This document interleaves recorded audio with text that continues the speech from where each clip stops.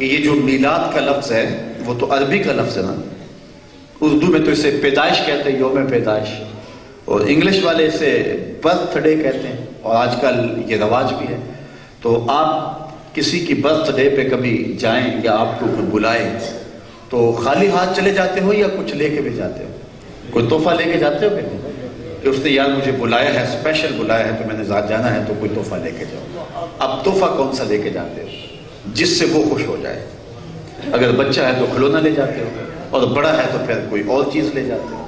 تو جب آپ کسی کی برتھ ڈے پہ جاتے ہو تو کبھی خالی ہاتھ نہیں گئے، آپ کہتے ہیں خالی ہاتھ جانا شرمندگی ہے، تو کوئی تحفہ ضرور لے کے جائیں۔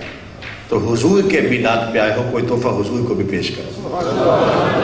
اب حضور کو تحفہ کون سا پیش کریں جس سے حضور خوش ہو جائیں؟ اب حضور کس سے خوش ہو جائیں؟ تو میرے حضور نے ارشاد فرمایا، جو قرۃ عینی فی الصلاۃ، میری آنکھوں کی ٹھنڈک نماز میں رکھیے۔ میلاد کی اس محفل میں آنے والوں، میں آپ سے یہ کہوں گا، حضور کی بارگاہ میں یہ تحفہ پیش کرو، 5 گانا نماز کا تحفہ روزانہ پیش کرو۔ اور آج کی مجلس میں اگر کوئی ایک شخص بھی بدقسمتی سے بے نمازی ہے تو یہ عزم اور ارادہ کر کے اٹھو کہ جان جائے تو چلی جائے، نماز نہ جائے۔ انشاءاللہ اگر کہنے ہی لگے ہو تو اتنے زور سے کہو کہ شیطان کا کلیجہ پھٹ جائے۔ اور اگر اللہ نے توفیق دی ہے اور آپ سب نمازی ہیں تو اگر کسی کے گھر میں کوئی فرد بے نمازی ہے تو میلاد کے اس موقع پر یہ عزم کر کے جاؤ کہ ہم اتنی کوشش کریں گے کہ وہ بے نمازی نہیں رہے گا، کیونکہ بے نمازی کی گھر میں نحوست ہوتی ہے۔ اور آج کل لوگ کہتے ہیں جی ہمارے گھر میں کسی نے تعویذ ڈال دی، اور پھر وہ جاتے ہیں عاملوں کے پاس۔ عامل تو کوئی 100 میں 5 ہوں گے جو صحیح ہوں گے، باقی تو ڈاکو ہیں، لٹیرے ہیں، بلکہ جملہ سخت نہیں حقیقت ہے، عزتوں کے لٹیرے ہیں۔ یہ روز آئے دن اخباروں میں آپ جو ہے وہ خبریں چھپتی ہیں، دیکھتے ہیں، اور جو یہ حال کرتے ہیں، اور جس طرح ضعیف اعتقادی کا امت کو یہ مریض بنا رہے ہیں۔ اصل تعویذ بے برکتی کا ہے۔ جب گھروں میں نماز نہیں ہوگی اور سحری کے وقت بھی، صبح کے وقت بھی لمبی تان کے لوگ سوئے ہوئے ہوں گے تو پھر رب کی رحمتیں نہیں اتریں گی۔ تو یہ عزم کر کے جائیں اس میلاد کی مجلس میں کہ ہمارے گھر میں، اہل خانہ میں اگر کوئی بے نمازی ہے تو ہم اتنی کوشش کریں گے اور اللہ سے توفیق مانگیں گے کہ وہ بے نمازی نہ رہے، چونکہ بے نمازی گھر میں نحوست ہے۔ اور حضرت غوث اعظم الشیخ عبد القادر جیلانی علیہ رحمہ فرماتے ہیں کہ بے نمازی کو مسلمانوں کے قبرستان میں دفن نہ کرو۔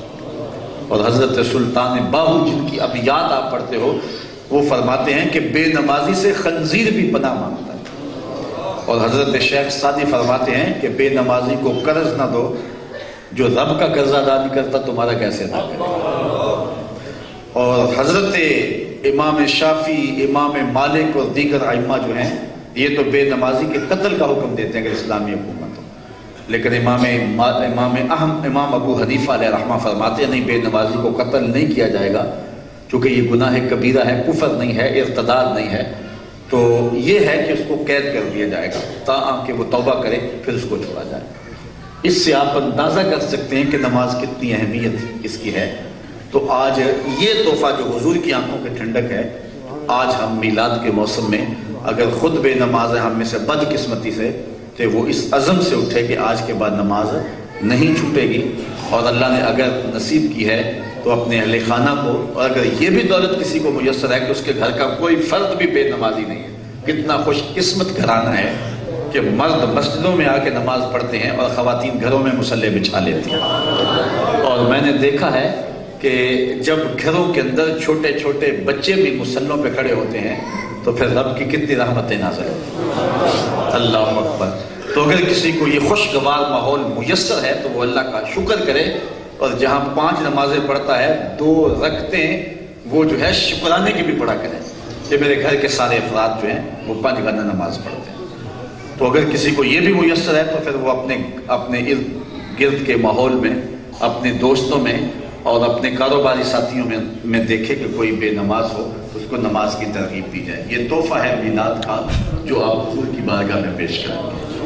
باقی جہاں تک حضور کے ذکر کی بات رہی، حضور کے ذکر کے ہم محتاج ہیں، ہمارے ذکر کے حضور محتاج ہیں۔ اگر میں حضور کا نام لیتا ہوں تو لوگ میرے ہاتھ بھی چومتے ہیں، میری راہوں میں آنکھیں بھی بچھاتے ہیں، میرے ساتھ محبتوں کے امڑتے ہوئے جذبات مجھے شرمندہ کرتے ہیں، تو اصل اس لیے کہ میرے لبوں پر حضور کا نام ہے اور حضور اس کے محتاج نہیں ہے۔ حضرت حسان بن ثابت نے کہا ماء مدح کو محمد بمقالتی لا مدح کو مقالتی بمحمدی، لوگوں میں اپنے شعروں سے حضور کی تعریف نہیں کرتا، لیکن جب میں اپنے شعروں میں حضور کا نام رکھتا ہوں تو میرے شعروں میں حسن پیدا ہو جاتا ہے۔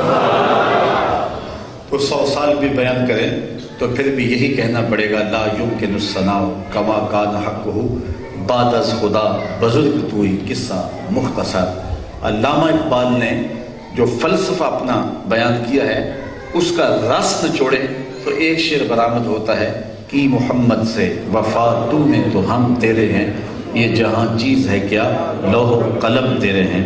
اقبال کہتا ہے حضور سے وفا کرو تو رب کہتا ہے پھر لوح بھی تمہارے ہاتھ میں دے دیں گے، قلم بھی تجھے پکڑا دیں گے، پھر تیری تقدیر کا فیصلہ واشنگٹن میں نہیں ہوگا بلکہ خدا بندے سے خود پوچھے گا بتا تیری رضا کیا ہے، لیکن شرط ہے کہ ہو جاؤ حضور کے۔ تو آئیے ہم عہد کریں کہ ساری زندگی حضور کے نام پہ گزاریں گے اور زندگی کی ایک سانس حضور کے نام پہ لگا دیں۔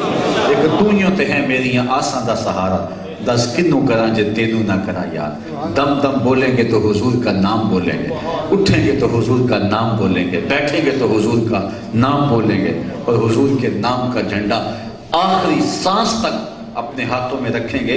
بلکہ میرے تو امام کہتے ہیں لحد میں عشق رخ شاہ کا داغ لے کے چلے، اندھیری رات سنی تھی چراغ لے کے چلے۔ تو قبر میں بھی ہم یہی چراغ لے کے جائیں گے، یہی روشنیاں لے کے جائیں گے۔ یا زندہ صحبت باقی اللہ آپ کو سلامت رکھے۔